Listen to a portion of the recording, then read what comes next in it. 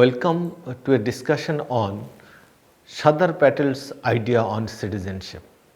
As you are aware, citizenship is the embodiment of special legal rights and entitlement and duties and obligations of the people in relation to the state and the people themselves. It is shaped through the engagement of people with the state for centuries. It is indeed a Western innovation and still under the process of refinement based on situational experimentation. In the present juncture of its shaping up, it has been integrated with several key elements to those have evolved over the centuries. Citizenship has been shaping and shaped in different parts of the world. Based on the Western experience, T.S. Marshall in 2009 highlighted that citizenship that embodies a varieties of civil, political and social rights have evolved over the last centuries sequentially. What is important is that what we find today as an embodiment of social, political and economic rights, those have not remained constant on the one hand, and simultaneously those have not been uniform across the world. So it has evolved. How it has been evolved over the centuries?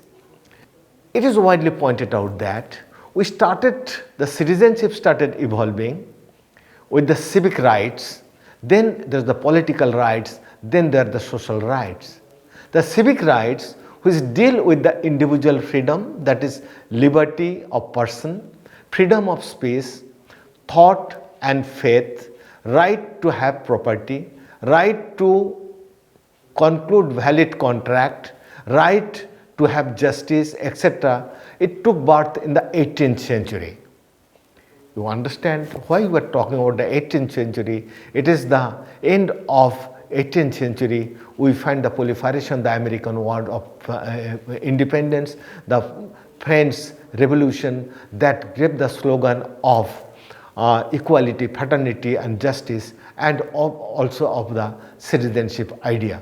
That is what widely Rousseau told, men are born free but they are chained. So men are born free, it is the citizen, they are born free, they are chained by the state. So that to unchain, to liberate the human being, there's the birth of revolution that gave the birth of the whole citizenship right. So what we're talking about, the 18th century has given birth the civil rights.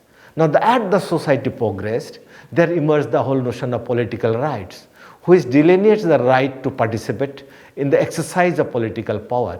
That everybody, those who are born, they can be the part of exercise of the power, that is the exercise of the state power. There came the demand for the adult franchise, that is the casting of vote, and those came in full expression in the 19th century. So first 100 years we found the birth of civil rights, next 100 years we have seen the birth of political rights. But political rights itself, only the adult franchise and participation of political power, only limited few, is not enough to depict the expression of equality, fraternity and justice in the society. What is important? There should be proliferation of the social rights. Social rights that asserts for the right to the economic welfare and social security, right to share the full social heritage, right to live a life of dignity as a civilized being according to the standard prevailing in the society. All those rights, the talk of those rights got momentum in the 20th century. What Marshall talked about that when these rights were gradually thought of, the citizenship rights were thought of and articulated in the Western society, be it the civil rights, the political rights or the social rights. It emerged in Europe when the Europe was a capitalist society and a class-based society, and citizenship was introduced within this capitalistic and class-based social order. In India, we understand that citizenship owes its origin within the British rule, but the social condition of Indian society, these ideas, beliefs, values, custom has shaped the citizenship of this country in a different way. It is many a time because the citizenship should have grown along it has grown in the Western society. The British came to India in 1757. So that culture of British citizenship should have come to India, but those have not come. Why it has not come? Rather, British introduced varieties of the mechanism to identify Indian communities in terms of the caste, religion, creed, language, and different kind of division, because it is the division and the rule, divide and the rule, become one of the most meaningful way to prolong the British rule in Indian society. And Patel writes very effectively. For 200 years, attempts have been made by the foreign rulers to keep them means that to keep the Indian in groups apart from with their customs and their and other things, in order that the foreign rule may be smooth in Indian soil. The rulers did not want that there should be any change. Thus, it is that we still have the curse of untouchability, the curse of tribe, the curse of vested interest, and many other such curses with which we are living today. We are endeavoring to give them, all Indians, a fundamental rights. That should be our endeavor to remove this curse. So this is the talk given by Sardar Patel when he was a member of the Constituent Assembly, and he was formulating the whole ideal of civic rights, the fundamental rights for the Indian citizen.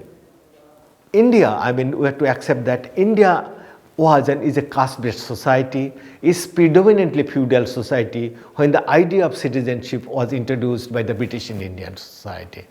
And the citizenship as an ideal of democracy, we have to accept that it is based on equality, while caste is based on a hierarchy and a non-egalitarian social order. Though the British introduced the citizenship, as Andre Bette, widely one of the famous sociologists, he writes, though the British were the first to introduce the idea of citizenship in India, the idea of equal citizenship between themselves and their natives were conspicuously missing. During the colonial periods, Indians were the subjects and not the citizen. Mind it, during the colonial period, Indians were the subjects and not the citizens. And it was only after the Indians that the right of equal membership with equality of status and opportunity was unequivocally introduced in India through Indian Constitution. So what was that secular citizenship, that equal right, right to justice, right to equality, right against exploitation, those were introduced through Indian Constitution. So the taste of citizenship started coming only after independence and the introduction of Constitution of India. While the fundamental rights were being articulated, it was first talked about the foundation of the fundamental rights for Indian citizen was laid in the Karachi session of the Congress when Sardar Patel having presided over the Congress session. He was instrumental in passing in 1931 the documents of fundamental rights for the Indian citizen. It was underlined as early as 1931. When he became member of the Constituent Assembly, and also simultaneously he was spearheading the group of the civil liberties, of civic liberties for Indian and the people's right in 1947. He also gave a lot of emphasis on the fundamental rights of Indian citizens. So Patel's idea of citizenship was founded on secularism, equality, justice, and representation and protection of the socially vulnerable. How these are integrated and implemented in our Constitution in the section of fundamental rights, that is section 3, part 3 of our Constitution, and also widely in the directive principles of the state policy, part 4 of our Constitution. Let us have a look towards that. when India were to accept that, that is, these fundamental rights, this evolved to include the rights like protection of minorities and also other groups and tribes. He was aiming at equality in the society and always a key concern for him, because when India was formulating a kind of a constitution in 1947, India is already divided, and by the time the constitution is to be framed and right of the people are to be ensured. So in Patel's mind was always how the vulnerable section of the society, the religious minorities, the tribes, the scheduled caste, and the economically weaker section, how their interest can be protected. So Patel was of the firm opinion about the country as a union in India. It is to be a secular state having complete safeguards of the rights of the minorities, and therefore no question of separate electorate. Quite important that he was talking about the rights of the minorities are to be protected, but not as separate electorate. He resolved, and he very strongly he told those who want that kind of things, that a separate electorate, should have a place in Pakistan, not in India. Here we are building a nation and we are laying the foundation of one nation, and those who choose to divide the country again in the name of separate electorate and sow the seeds of disruption will have no place, no quarter here. And I must say very plainly enough, that is, they have no place here. So what he was talking about, India will take care of interest of the religious minorities. Religious minorities means the Muslim, the Christian, the Zoroastrian, the Sikh, the Buddhist, the Jain and other religious minorities, and also of the tribal people, but not in terms of the separate electorate, but what is to be done in terms of giving them a special rights in the constitution. So a kind of a what we call articulating individual rights and also collective rights. So let us talk about the minority rights he talked about. Being the chairperson of the minority committee of the Constituent Assembly, Sardar Patel widely asserted that although the Constitution of India, it has come out of, it is refraining from using the term minority, but referred to the minorities based on the religion and language, and detailed the minority rights most comprehensively. So Constitution of India does not permit, that is, in terms of identifying minorities only in terms of religion. What he talked about the minorities in the Constitution, because it is talking about the equality, but simultaneously within that some of the group rights are protected for the various religious group, and giving them certain rights to protect their culture, to promote their culture, and also make some special arrangement of their institution. So what he did in the first phase, he identified 6 fundamental rights. Rather, initially those were 7 fundamental rights. That is, right to equality. It is talked about Article 14 and to 18. Right to freedom, Article 19 to 22. Right against exploitation, Article 23 to 24. Right to freedom of religion, Article 25 to 28. Cultural and educational right, 29, 30. Right to constitutional liberties, Article 32. There is another right, that is the right to property, that is done away with from the category of fundamental rights of Indian Constitution through the 3rd Amendment to Indian Constitution. Now let us talk about the group rights and the individual rights.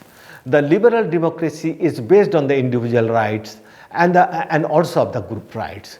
One can read Article 14 that guarantees the equality and prohibiting discrimination based on birth and religion. So nobody can be discriminated in the society based on birth and religion, gender, etc. consideration.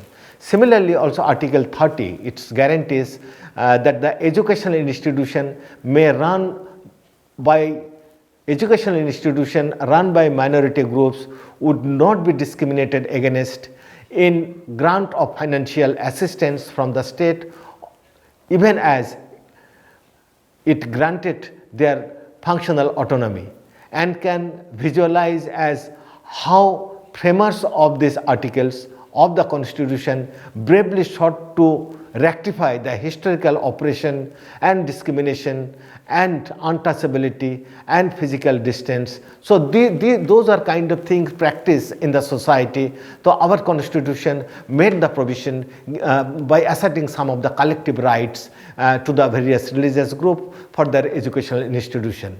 Thus, what we find that Indian Constitution recognized and guarantees right to every citizen, both as individual group, they get the fundamental rights, and also at time as a member of the religious group, linguistic group, cultural group, ethnic groups as a citizen. So it's the kind of a making a balance between individual rights and also kind of a collective rights, what we call the group rights.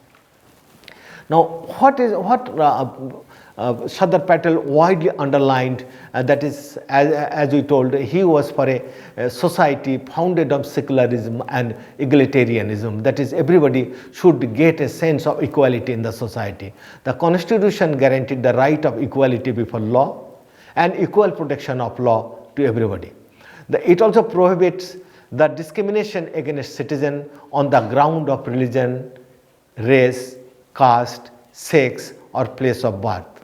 People's freedom of conscience and right to freely profess, practice, and propagate religion, subject to public disorder, morality, subject to public order, morality, and other fundamental rights. So it is everybody is having to practice their own conscience, and religion is widely accepted, subject to public order and maintenance of public morality, and not affecting the fundamental rights of others.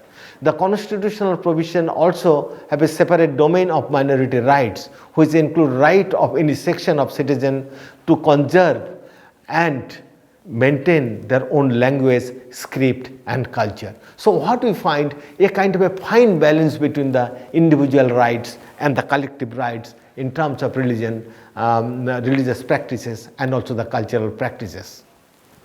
Specifically, when you talk about the religious rights, right of every religious denomination or any section thereof, subject to public order, morality, and health, to establish, maintain institution for religious and charitable purposes, manage its own affairs in matters of religion, and own and acquire movable, immovable property and administer it in accordance with the law. So Article 26 has widely given that kind of a rights of various religious and cultural group to maintain their own kind of cultural specificity. It is meant for all kind of religious group. It is for the Hindus, for the Muslim, for the Christian, for every religious group. It is widely protected.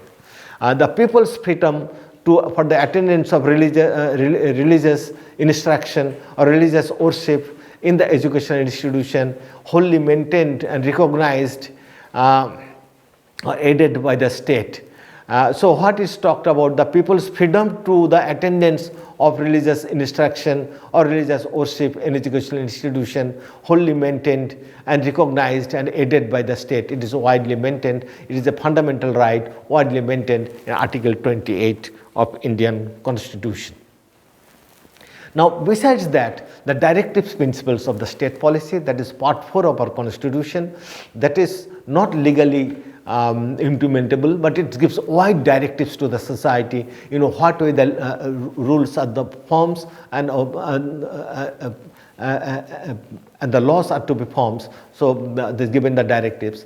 The Constitution obligated to the state to the endeavor of eliminate inequalities in the status, facilitate and facilities and opportunities among the individual and the group of people residing in different areas, engaged in different vocations. So it talks about state will take proactive action to eliminate those kind of discrimination, and will give the equal opportunity for all those people. That is, it is obliged the state to endeavor to eliminate the inequalities in the status. If there is any inequality, those are to be eliminated in the status, in the facilities, and in the opportunities among the individuals and the groups residing in different areas and engaged in different vocation. So in terms of space, in terms of geographical location, those are to be eliminated. Also simultaneously, it's empowered the state under Article 46 to promote with special care the educational, economic interest of the weaker section of the people, besides the scheduled caste and the scheduled tribes. Specifically for the scheduled caste and scheduled tribes, Article 17 is mentioned. So Article 46 widely talked about the economically and educationally weaker section. Special provisions are to be made. We have seen that later on the Mandal Commission report has come and is implemented. So it is founded on those kind of the directives of the directive principles of the state policy. Now let us come to the related to the equality. A restriction on denial of admission to any citizen, to any educational institution maintained or aided by the state or group only of religion, race, caste, language, or any of them. So nobody can be denied admission to any citizen, to any educational institution maintained by the state on the basis of their religion, caste, language, and any other thing. A right to all religious and religious minorities to establish and administer their educational institution. This is again special rights given in the Constitution in Article 30. Freedom of the minority managed educational institution from discrimination in matters of receiving aids from the state. Also, it talks about the provision of special officer for the linguistic minorities and their duties. What is important that Sardar Patel was not in favor of a separate electorate in the name of religion, in the name of cultural group. But what he strengthened so effectively, given special right as enshrined in the Constitution, the religious right, the cultural rights, to empower them culturally and also economically, similarly to get a sense of equality within the social order. So he widely talked about, and widely what he has talked about in terms of giving protection to the weaker section, the minorities and other, it is widely reflected in the constitutional provision in several clauses, Article 29, Article 30, Article 31, and also Article 350, as I already pointed out. Now again, I go back to the right to equality. As Article 14 to 18 of the Constitution of India fall under the right to equality. Article 14 states that the state shall not deny any person equality before law or equal protection of law. This is for everybody. It also talks about Article 15, the state shall not discriminate against any citizen on the ground of race, religion, caste, sex, place of birth. So these are the proactive clauses, those are made in the Indian Constitution. One is that there will be no discrimination on the basis of language, caste, creed, religion, etc. like this. Simultaneously, it is also giving the religious minorities and linguistic minorities varieties of the enabling provision to smoothen, to flourish their cultural endeavor in the society. Now he was strongly in favor of abolishing the untouchability. There shall be equality of opportunity in respect to the public employment for all citizens, and they may not be deprived of equal opportunities on the ground only on the basis of religion, race, sex, descent, or place of birth. However, they also made that it's okay, nobody can be discriminated, but simultaneously he made the provision for protective discrimination. However, the state can make the special provision for the reservation of post for the members of any backward classes of citizen not adequately represented in services or for the scheduled caste and for the scheduled tribes. The state may make provision for the reservation in promotion for the members of the scheduled caste and scheduled tribes. It talks in Article 16. And similarly, untouchability has been prohibited and made a punishable offense by law in Indian Constitution. So what we find, it is not only it has given a protection of the minorities, it has also given lot of protection of socially, economically disadvantaged section of the society, scheduled castes, scheduled tribes, other backward classes and the others. So what he has tried, Sardar Vallabhbhai Patel, to ensure the civil rights, he has made varieties of enabling provision in Indian Constitution, and those enabling provision, however, should not remain only in the law book. Those should be implemented in letter and spirit. That's why there is lot of civil society organization across the country. They're spreading the legal awareness among the people to be aware of the constitutional provision about the civil the constitutional awareness. Also, there has been proliferation of the citizen charter, that is how the citizenship gradually can evolve in the country. So there should be there has also been a process of not only legal awareness, legal literacy starting from the early days of Indians, early days of one schooling. So what is important, Sardar Patel has widely tried. He tried to give a foundation of a egalitarian society in which everybody should get a sense of equality, fraternity, of justice, independent of their race, religion, caste and other things. Simultaneously, even the religious minorities, the economically and socially vulnerable section of the society, they can space for their empowerment of the society. What it talks about, it is the empowerment of the citizenship, empowerment of citizenship rights. Thank you very much for being with this talk. Thank you.